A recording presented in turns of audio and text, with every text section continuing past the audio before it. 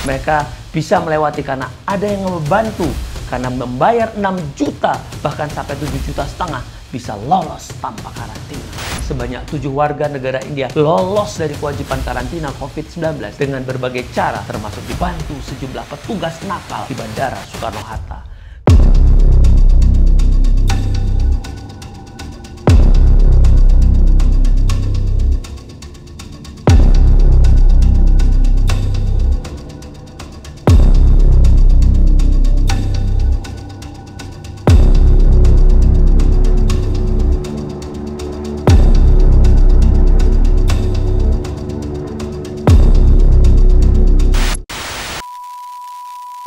Assalamualaikum warahmatullahi wabarakatuh. Salam sejahtera buat kita semua.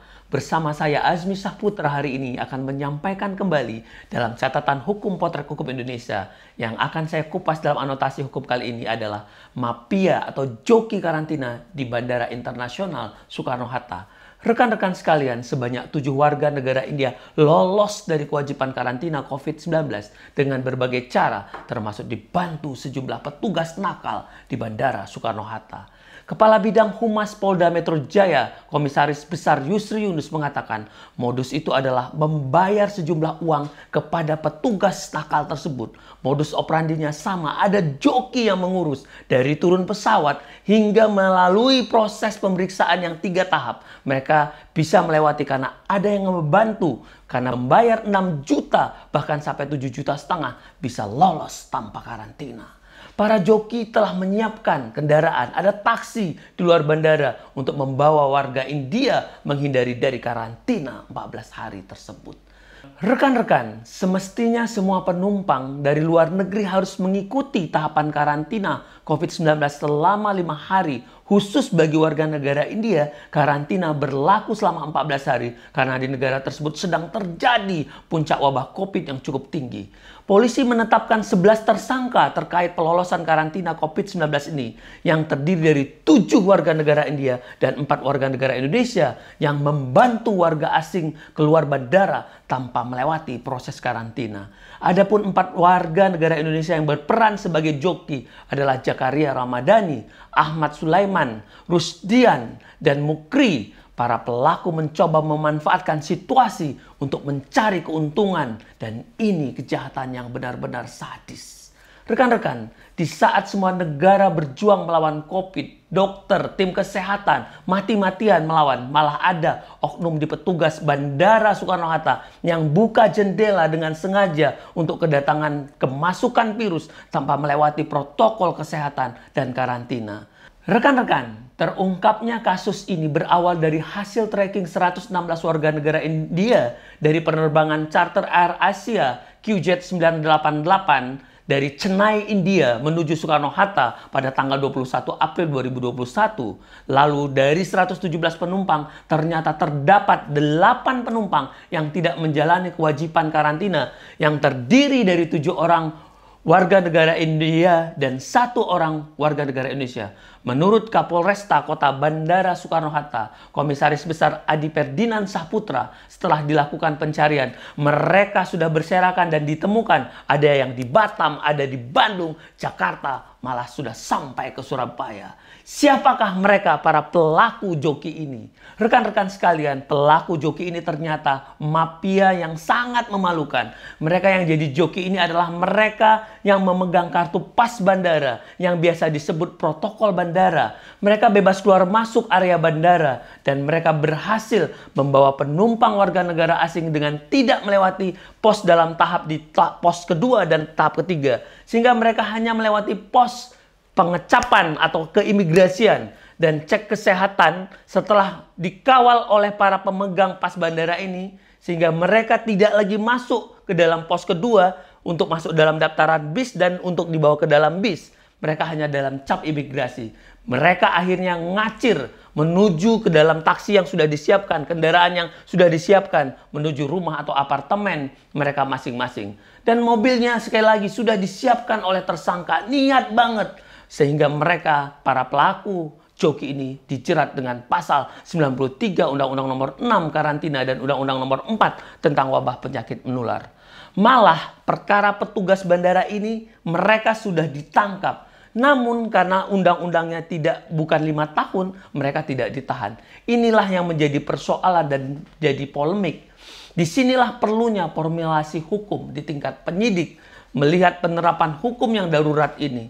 Karena melihat karakteristik pelakunya sudah menyalahgunakan kewenangannya. Kejahatan mereka itu kejahatan dalam tugas, menipu petugas, menghindari dari petugas, tidak taat standar operasional prosedur, melawan perintah yang dikeluarkan oleh pengelola bandara, termasuk kebijakan dari pemerintah yang sangat ketat, malah dikendorkan oleh mafia ini. Dengan cara menggunakan konstruksi hukum argumentum per analogiam. Jadi argumentum analogium ini adalah mengilustrasikan sebuah peristiwa yang berbeda tapi mirip serupa dengan yang dilakukan atau diatur dalam undang-undang. Ini yang memang harus dilakukan. Seperti yang tadi, bukan hanya sekedar wabah penyakit, tapi ada penipuan, ada manipulasi, ada menghindari petugas. Ini harus diambil dan mereka terima uang juga yang memang harus dianggap. Jadi bukan hanya sekedar undang-undang wabah penyakit.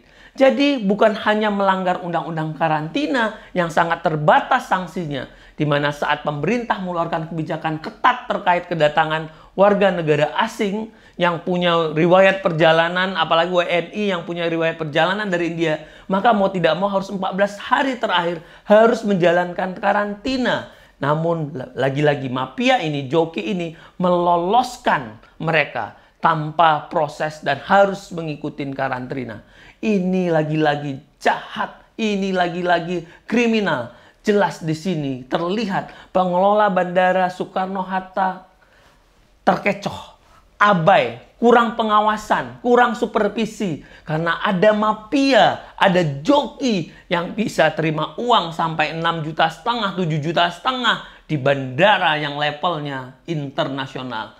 Ini terminal bandara kelas internasional, bukan terminal liar, apalagi terminal bayangan. Ya, seolah-olah ini Bandara Soekarno-Hatta di pinggir jalan, bayangan liar. Ini parah. Maka orang-orang petugas bandara harus bertanggung jawab, apalagi bagi petugas yang memegang kartu pas. Jadi aksi menyelundupkan penumpang kedatangan ini dimanfaatkan oleh orang-orang yang tidak bertanggung jawab dengan cara mereka yang punya kartu pas. Catatannya apa? Dengan memberikan uang. Dengan uang lagi-lagi orang disirnakan, orang melupakan kewajibannya. Ini harus diusut. Ini adalah korupsi. Ini memalukan. Terjadi dari lini yang atas sampai level yang bawah terjadi uang dan korupsi.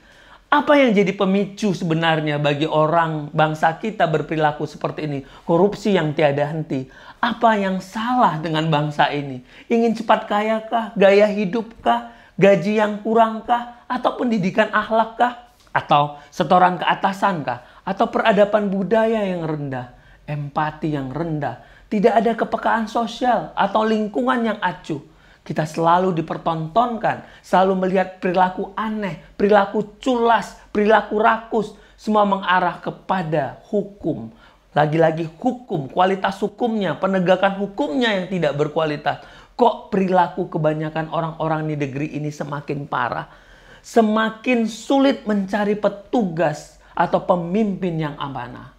Rekan-rekan sekalian, sebagai orang yang terus belajar hukum, yang diajarkan adalah keteraturan. Hukum itu mengajarkan keteraturan, namun yang ditemukan ketidakteraturan. Karenanya saya kira ada perlu kita kembali kaji pada faktor-faktor penegakan hukum. Profesor Sujono Sukamto menyatakan ada 5 faktor penegakan hukum. Yang pertama, lihat undang-undangnya. Kedua, lihat aparatur penegak hukumnya. Ketiga, sarana prasarananya. Keempat, faktor masyarakatnya. Kesadaran hukum masyarakatnya, termasuk budaya hukum masyarakatnya. Ini yang harus. 5 bagian ini adalah mata rantai yang saling berkaitan. Tidak boleh dipisahkan. Di mana letak kesalahan kita? Ayo kita evaluasi. Kita udah punya undang-undang yang bagus. Aparatur penegak hukumnya, sarana prasarananya, budayanya, masyarakatnya. Ini yang menjadi penguatan negara hukum. Kalau tidak, kita tidak bisa mencapai negara hukum sebagaimana dimaksud dalam pasal 1 ayat 3 Undang-Undang Dasar 1945. Rekan-rekan sekalian, izinkanlah saya dalam kesempatan ini menyampaikan keresahan akademik saya atas potret fenomena perilaku dan kualitas penegakan hukum yang saya ambil dan saya kutip melalui puisi yang saya kemas dalam narasi ini.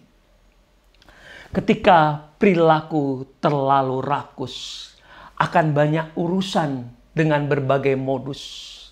Pejabat elit pun berdiri berkoar memerangi korupsi. Yang ada mereka susul menyusul untuk korupsi. Dan kami semakin nangis dan miris ketika melihat banyak penegak hukum yang berbisnis karena uang bisa membuat lebih sadis. Keadilan kalah dengan uang dalam putaran bisnis. Hukum dirontokkan oleh penegak hukum sendiri.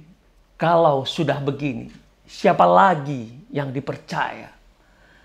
Ketika hukum bersyarat di saat darurat, maka akan ada para penjahat yang sangat biadab. Ketika hukum bersyarat di saat darurat, maka akan ada penjahat yang tidak beradab.